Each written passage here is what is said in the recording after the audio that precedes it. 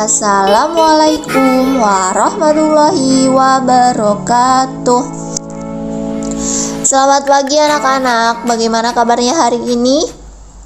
Semoga senantiasa sehat dalam lindungan Allah Subhanahu wa taala. Amin ya robbal alamin. Yuk mari kita mulai kegiatan hari ini kita dengan membaca basmalah bersama-sama. Bismillahirrahmanirrahim.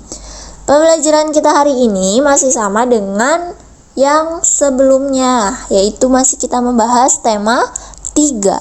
Oke, subtemanya ada di subtema 1, pembelajaran 5 dan 6 yang akan kita bahas hari ini. Kalian sudah siapkan buku tema kalian?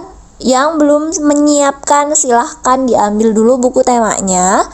Yang sudah, alhamdulillah dibuka bukunya, kemudian dibuka halaman subtemanya 1 pembelajaran 5. Oke? Ya. Kalau sudah siap, yuk mari perhatikan baik-baik ya. Apakah kamu tahu? Nah, benda-benda ini apa ya namanya? Ya, ada panci, ada sendok sayur, ada teflon. Ya, ini adalah benda-benda yang biasa kita temukan, tempatnya ada di dapur. Nah, sekarang kira-kira terbuat dari benda apa ya? Terbuat dari bahan apa kira-kira benda-benda ini? Yuk, sekarang kita pelajari ya. Silahkan anak-anak bisa lihat buku temanya, kita baca bersama-sama. Ada di subtema 1, pembelajaran 5. Pastinya tema 3. Oke, sudah dibuka? Yuk, sekarang ya kita baca bersama-sama. Bacalah informasi berikut ini. Benda dari kaca. Ada benda-benda yang dibuat dari kaca. Benda tersebut antara lain gelas, piring, mangkuk, kacamata, akuarium, jendela, dan peralatan laboratorium. Kaca memiliki sifat kedap air dan tembus cahaya. Oleh karena itu, kaca digunakan untuk membuat benda yang tahan air. Oke, selanjutnya benda dari logam. Coba amati benda yang ada di rumahmu. Adakah benda yang dibuat dari logam? Ya, benda-benda tersebut antara lain panci, penggorengan, sendok sayur, sendok makan, kerangka mobil, dan pagar rumah. Berarti tadi gambar yang di awal itu yang kita bahas tadi terbuat dari logam. Betul sekali. Nah, mengapa benda-benda tersebut dibuat dari logam? Karena logam memiliki sifat kuat, dapat dibentuk, dan penghantar panas yang baik. Selanjutnya, benda dari karet. Perhatikan penghapus pensil. Terbuat dari apakah penghapus itu? Ya, penghapus dibuat dari karet. Benda-benda lainnya yang dibuat dari karet antara lain ban, balon, sandal karet, bola, dan sarung tangan.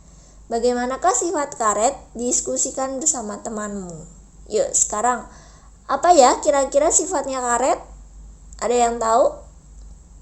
Ya, sifat karet itu bersifat kuat dan lentur. Nah, dia juga bersifat elastis atau mudah dibentuk ya.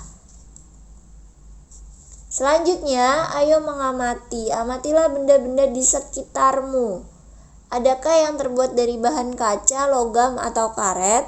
Nah, tadi kita pelajari itu kan, yang terbuat dari kaca, logam, dan karet. Tuliskan hasil pengamatanmu pada tabel yang telah disediakan.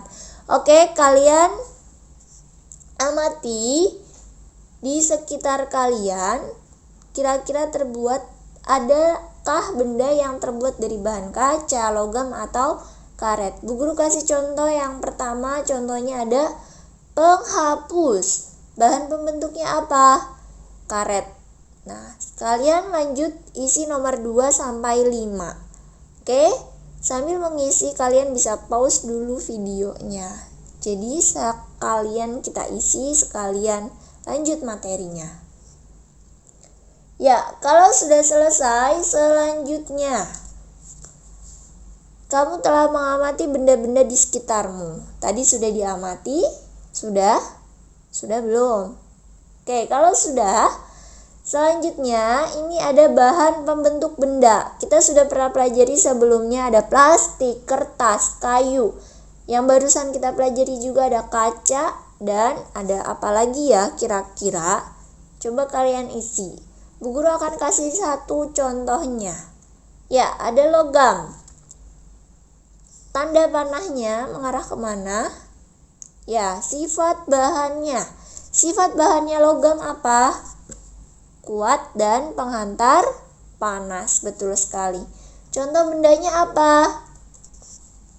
Kayak ada sendok, garpu, dan juga pisau. Sekarang masih ada 2 di samping kiri dan kanannya yang masih kosong. Silahkan kalian bisa pause dulu videonya, kalian isi dulu ya. Oke, sudah selesai.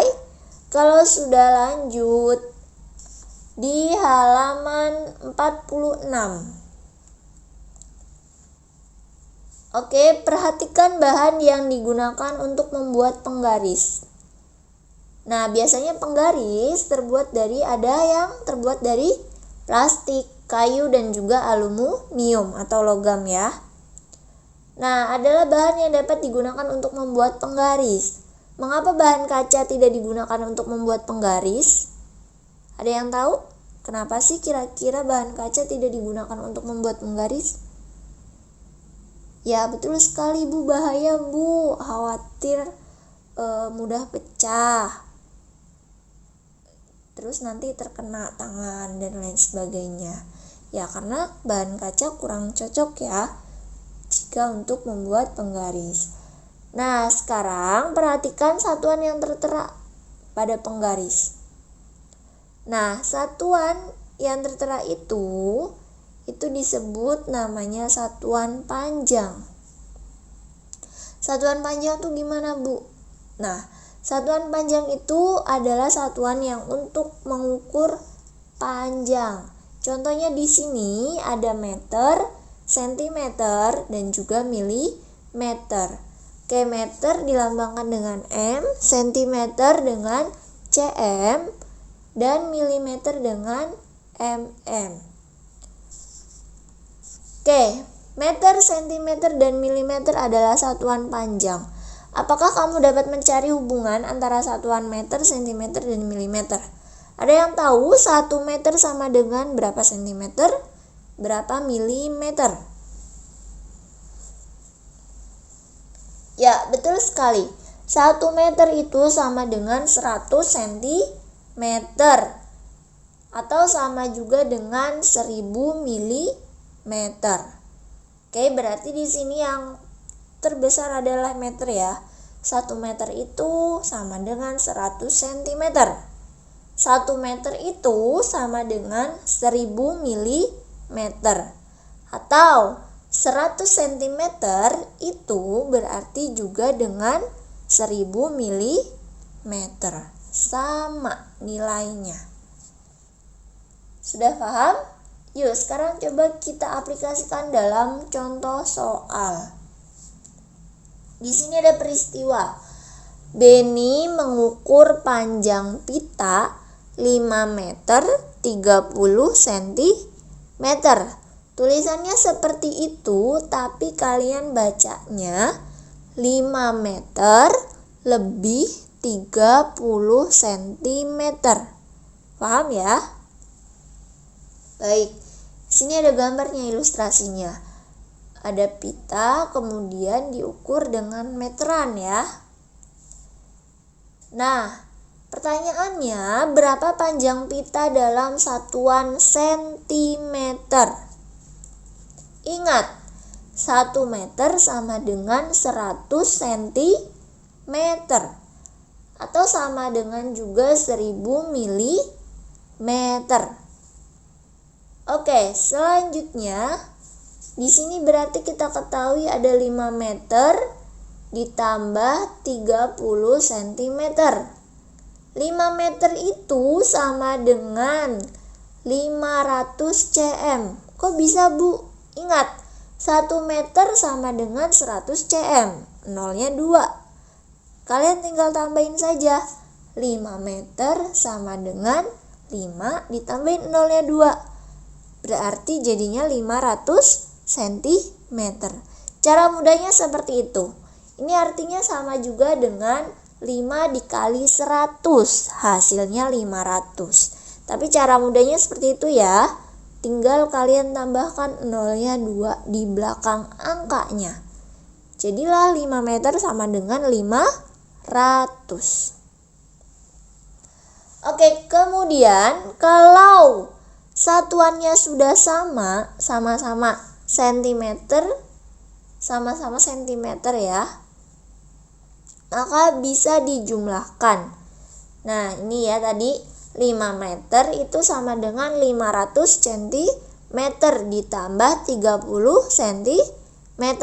Berarti 500 ditambah 30 hasilnya 530 cm. Jadi panjang pita adalah 530 cm. Sampai sini sudah paham?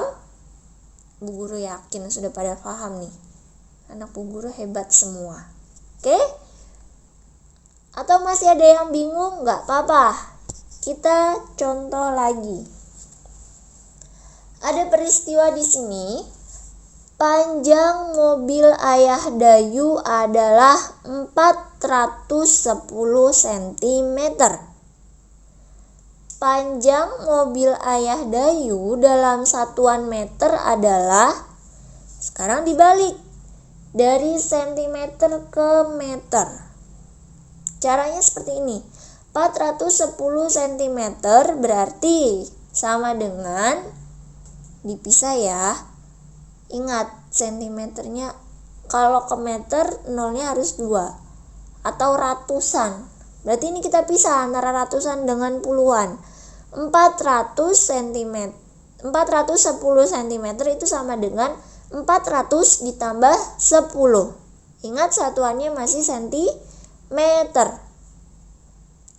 Nah, yang nolnya 2 ini 400 cm dapat berubah menjadi meter dengan nol keduanya dihilangkan. 400 berubah menjadi 4. Cara mudahnya seperti itu. Atau sebenarnya 400 dibagi 100 hasilnya adalah 4 meter. Gitu ya, cara mudahnya 02 400 cm, nolnya hilang 02, tapi cm-nya berubah menjadi meter. Nah, maka dari itu 4 meter ditambah 10 cm. Jadilah 4 meter lebih 10 cm. Bisa ya? Oke, sekarang biar makin bisa, makin paham, kita berlatih. Ada 10 soal, silakan kamu kerjakannya di buku tulis. Menggunakan cara yang seperti tadi sudah kita bahas, kemudian lampirkan di lapor mandiri. Ingat ya, yang dilampirkan di lapor mandiri hanya tema 3 halaman 48, yaitu soal ini nih yang sudah ada di layar ini ya. Soal 1 sampai soal 10. Bisa ya? Oke, silakan kalian kerjakan di buku tulis. Kalian boleh pause dulu. Selanjutnya, sudah selesai atau ngerjainnya nanti dulu nih? Oke, selanjutnya intermezzo dulu. Silakan, tadi yang mungkin sudah selesai berarti sudah bisa, sudah hafal, sudah paham, insya Allah. Semuanya sudah paham. Nah, di sini ada kuis. Coba ya. Kira-kira kalian bisa menjawab dengan cepat dan tepat tidak? Tukang membutuhkan bahan kayu untuk membuat meja. Bahan kayu yang diperlukan 250 cm. Pilihlah bahan kayu yang sesuai kebutuhan. 250 cm itu sama dengan yang mana? 2 meter lebih 50 cm atau 200 cm 5 cm, maaf, 200 cm lebih 5 cm, atau yang terakhir 2 meter lebih 5 cm. Ayo, kira-kira yang mana? Jeng yang mana? 250 cm itu sama dengan yang mana? Yang paling atas, tengah, atau yang bawah? Sudah ditemukan? Sudah? Ya, jawabannya adalah jeng. Ya, yang atas ya. 2 meter lebih 50 cm. Oke, selamat buat yang benar. Yang belum benar, jangan bersedih, jangan risau. Masih ada satu soal lagi, satu kuis lagi. Cepat-cepatan ya. Apakah kalian sudah bisa menjawab dengan cepat dan tepat? Oke, kain yang dibutuhkan untuk membuat baju 2 meter. Pilihlah kain yang sesuai kebutuhan.